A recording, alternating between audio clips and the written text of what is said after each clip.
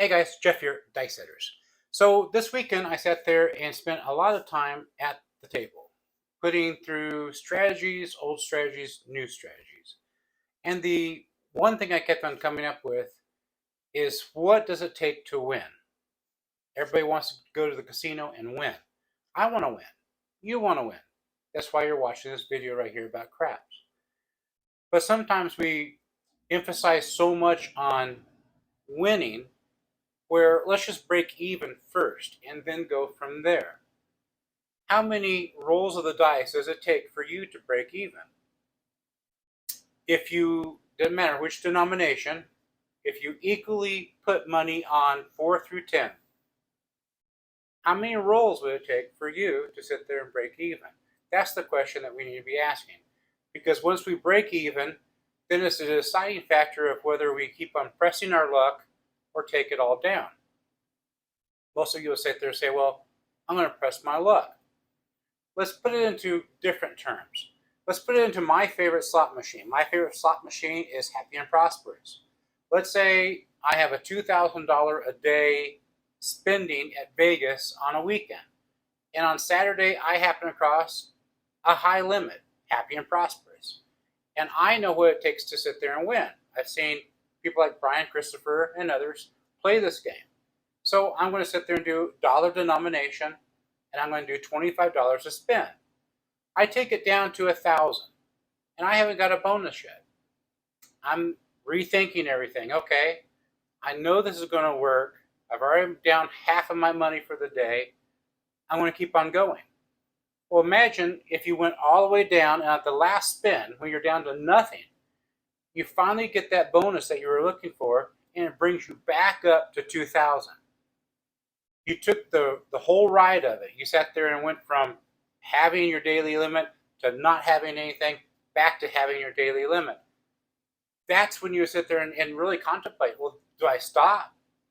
Do I sit there and go, wow, what a ride that was? That's what we need to do for craps as well. We need to get to that point of we're even and then press on or hold back. I was always playing the Iron Cross. The Iron Cross to me was like the best strategy because you have less money on the table. But sometimes having less money on the table means that it's going to take more rolls for you to sit there and break even. Let's get back to any table, any denomination, whether it be a $5 table, 10, 15, 25. If you have money equally placed, so say like you have 30, 25, 25, 30, 30, 25, 25. Across the table, you're playing on a $5 table or $10 table or $15 table, it will take you 5 to 7 rolls to sit there and even out. And that's as long as you don't keep on hitting the point, because hitting the point just adds more rolls to that situation. But 5 to 7, as long as you don't hit the point. Now, if you keep on hitting 4s and 10s, of course, it's going to shorten it up. But show me a shooter that can sit there and say, I've got 10s for the next 10 rolls. It's not going to happen. All we're trying to do is make sure that we don't hit the 7. As a dice setter, that's the only thing I try to avoid. Avoid the 7, everything else, good. So I thought, what can we do to sit there and do something like the Iron Cross, but still sit there and short rolls is what we want, 5 to 7, and then we'll decide whether or not we're going to degress or keep on going.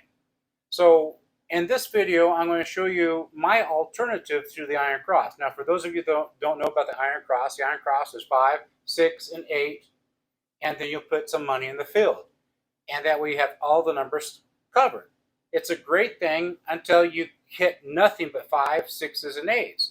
And the reason why that's a bad thing for is because you wipe out your field, and then you're only getting paid $1, $2, and then if you want to press it, you're reaching back into your money and adding more to it, and that's something we don't want to do. We want to sit there and hold until we sit there and get to the point of, okay, we're broke even. Now we can sit there and maybe change our strategy. So with this strategy, you do have more money on the table, but it's going to take you less rolls to do what we want to do, and that is the break-even point. From the break-even point, you decide what you want to do. if you're like, wow, that was fun, or I'm going to sit there and degress and play with casino money from now on, whatever you want to do. So having money between 4 and 10 is great unless you have a roller like me. For some reason, I don't know why, I roll horn numbers like you would not believe. So in my strategy, what I'm going to do is whatever you want to roll, where you want to put on the numbers, 4 to 10, keep it there for 6, 5 rolls, whatever it takes to break even. And then we're going to put $1 on every horn number. So it's just only $4 more. So that kind of takes the place of the field. So no matter what we roll, we're going to get paid, except for the 7. And hopefully we'll sit there and be able to use the horn numbers to our advantage. Imagine hitting midnight, 2, yo, 3, and then start hitting some of the other numbers. You will sit there and get to the point of my break-even point. Now I can decide what I want to do. So without further ado, here goes today's video. All right, guys. Just so you know, I'm not shutting off the AC like I normally do because it was like 115 degrees and I don't want my house to be extraordinarily hot.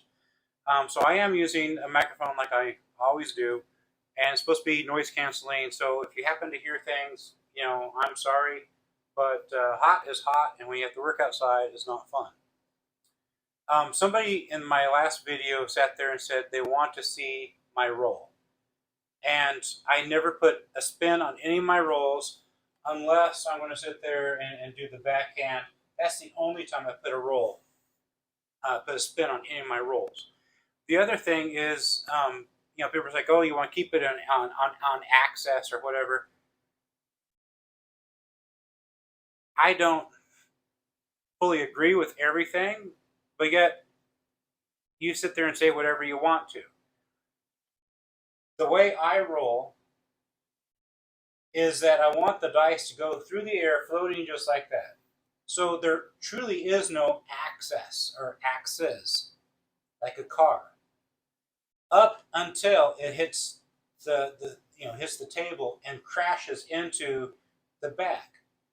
Then, yes, it does have forward motion, and you want it to continually have forward motion into the wall. The thing that will get you with any good dice set you have is when they split.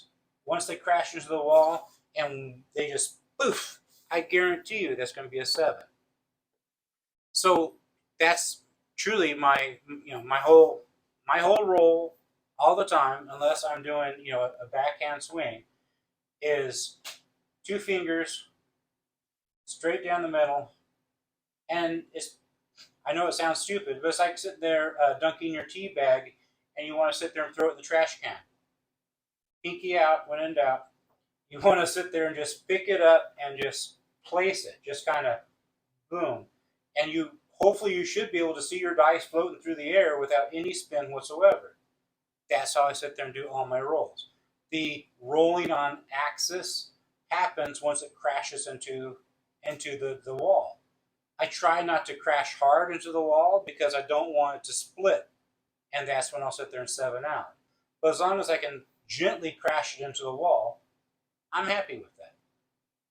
I am going to be using, hopefully, a new dice set because I want to roll yos, midnights, and 12s, and 3s. And so my dice set's going to be 1, 2, 2, 1. I don't know how that will work for me, but we're going to see what happens. I have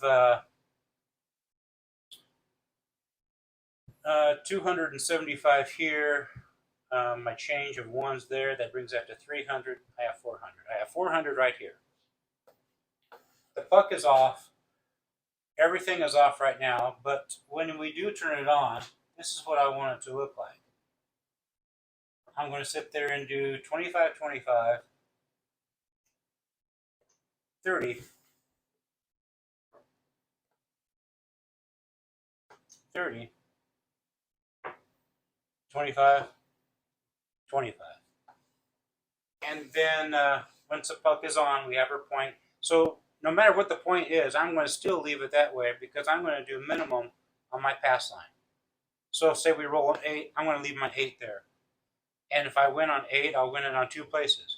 Because I don't want to have extra money back here. I know people go, oh, you got to play odds. I'm not going to. I'm going to just leave it up there. That's all I'm going to do. So once the puck comes on, then I'm going to take my change, my dollars, and I'm going to sit there and do a $4 horn. And hopefully, once I set the point, the horns will come out, and it will lessen how many rolls that we have to make up for the money that's here. So that's 50, that's 100, that's 125, 135. I'll have 10 here. That's 145. So basically, I need to make $150 to break even. And we're going to see what happens. I did go to a. Let me put my little microphone over here. I did go to a new place for me. It was called Buc-ee's. One of my viewers sat there and suggested me going to Buc-ee's, and they have a 10-foot table. It is a hard table, $5 minimum, and for some odd reason, we only roll on one side, and they have 3 dealers. I really haven't asked them why they have 3 dealers if we're only rolling off of one side. But we are only rolling off of one side. And they require you to hit the back wall. In fact, if you don't hit the back wall, they will sit there and call it, you get to shoot over again. No matter what the outcome is, you will shoot over again. I've never seen people so adamant about you hitting the back wall, but these people are adamant about you hitting the back wall. I never got asked to hit the back wall. Each and every one of my rolls hit the back wall.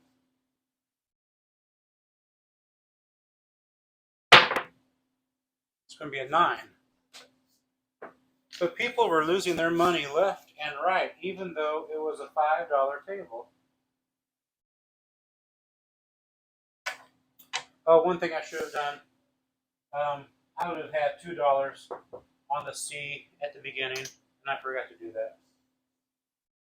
I'm going to mark my 6 for us all to see how many rolls we have. Mark the 9. Do you think at Buc-ee's the reason why they're so adamant about you hitting the wall is because it's such a short table? The rules are the same no matter where you play. But why they're so adamant about you hitting the wall, I mean, I guess that's a good theory. Because I thought about it. Why would they be so adamant? Because sometimes you're like, oh, next time please try closer. But no, they're like, no roll. And they do that to many people. It's going to be a 6 or point.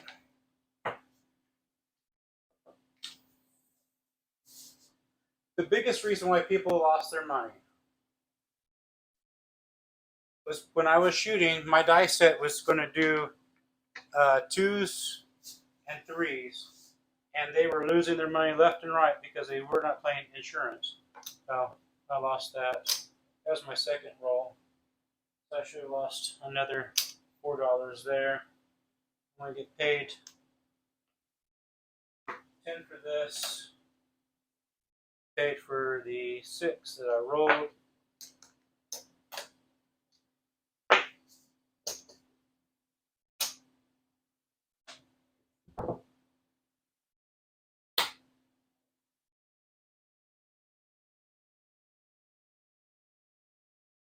So I mean, basically, I was probably rolling from here, which would be a 10-foot table. I was doing well up until I got greedy. Of course, that's how most of us get in trouble. That one's going to be a 7. We got that one out of the way. You notice how that dice kicked out? And like I said, with any with any dice set, whenever they don't land together and they kick out, spread apart, whatever you want to call it, your dice set's going to be bad. I lost my $2. Put $2 back on C.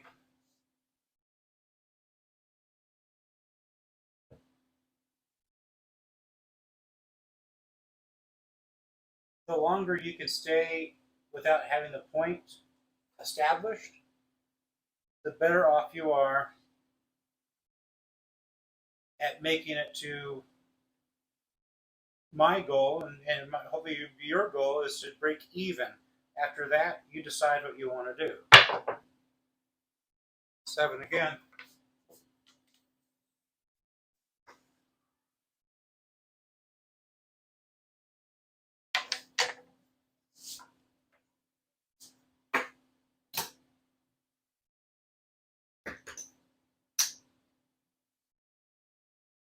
I think I better change my dice set.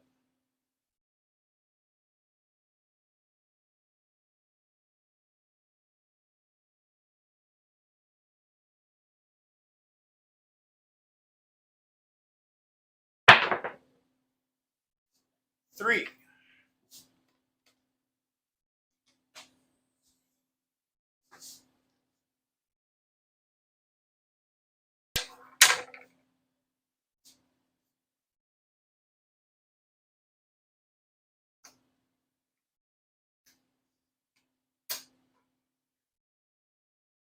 Most of the time I increase that once I make it. So a funny story about Buc-ee's. We played what we brought. And then my wife sits there and says, "Hey, did you play your free play?" I said, "No, I've only been playing craps." So I found $10 rolled up in my pocket, and I was like, "Well, that'd be enough for getting my free play started." And then she comes and surprised me with $40 because she had a ticket for 10 for 100. And I took that $40 in my free play and I turned it into $1,600.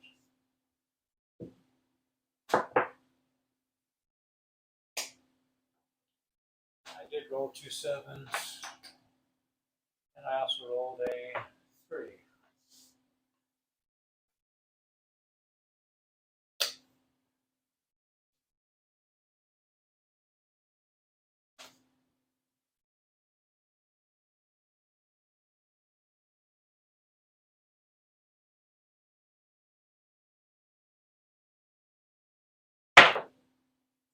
Six.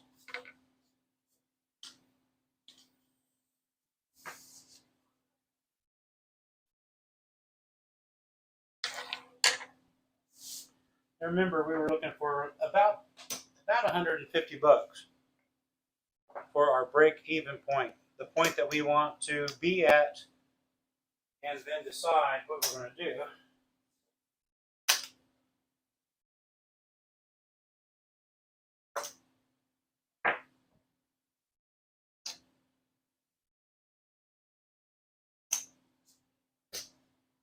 So let's see how close we are to our break-even point.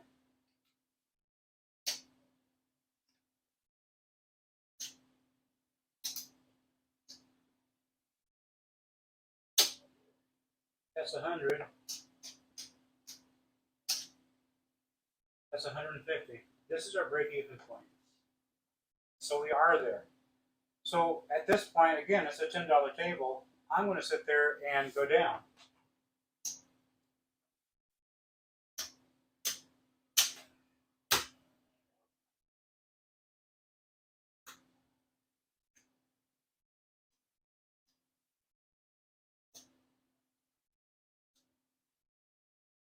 If I was playing, Buc-ee's does not have a bonus on their craps.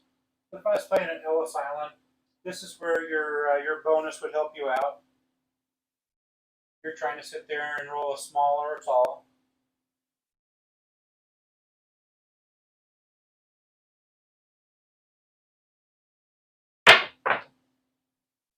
and there went a 7.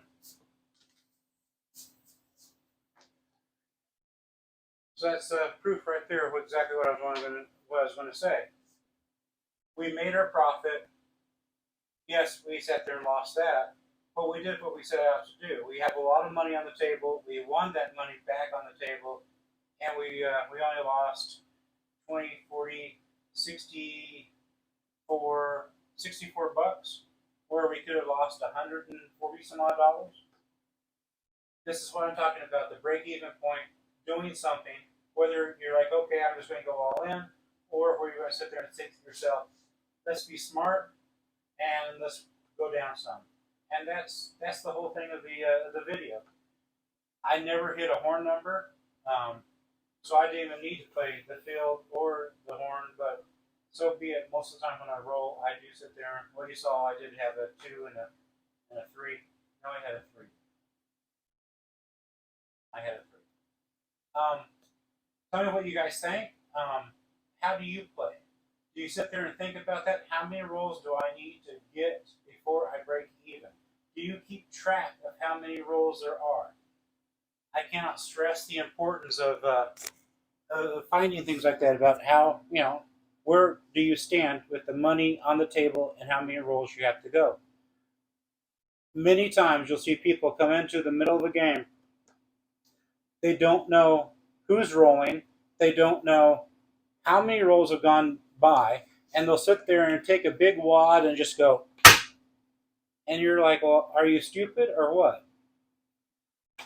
Because if you start at the beginning, the chances of hitting 7 are further out. That person had no idea when the 7 was at. They had no idea how many rolls there were at. If you want to win, you got to play smart. And I'm doing some changes, and I'm going to sit there and let you guys know how my changes go, because my biggest strategy was the Iron Cross. I've won lots of money with the Iron Cross, but I could have won more by doing it this way and then backing it back down. Because the Iron Cross, you always have to overcome the field when you hit the 5, 6, and 8. Because every time you win on the 8, you lose the field. So you're only making a couple of dollars. Whereas this way, I'm only losing 4, and I have every number covered, and of course you don't want to hit 7. I will be in Vegas this weekend. Goldie and I, she has her own YouTube show. It is Goldbug Slots. We'll be filming at Ellis. We will be filming a brand new slot machine that they have called Mummy. And it's not money, it's mummy, like a mummy, like Frankenstein kind of mummy. And they're the first ones to get it in Vegas, and they want us to record it, which is pretty cool. A big thing about recording new slot machines and not having any information on it whatsoever is you have no idea where to start. Because there are some games that they like high denominations. There are some games that don't like high denominations. So, yeah, we'll see how good or how bad we sit there and do. Like, share, and subscribe. And if you like slots, I mean, if you're in the casino, you got to play some slots, unless you absolutely just only do blackjack and craps. But if you want some really good videos, my wife, I think her videos are pretty good. I sit there and record them, so I have some little bit of input in them. And just check her out, Goldbug Slots. She's trying to make it to 500 subscribers. Right now she's at 307. And we do have some good stuff on there, that's for sure. And we will record the Mummy, and we'll probably have to go to a cafe or something like that with internet, and it'd be cool to sit there and be one of the first people to have that video of that slot machine up. Because right now there's only 2 videos of it total in all of YouTube. So hopefully we can make it into at least the maybe 10 by this weekend. I don't for sure, but we'll see what happens. Thanks guys for watching. Like, share, subscribe.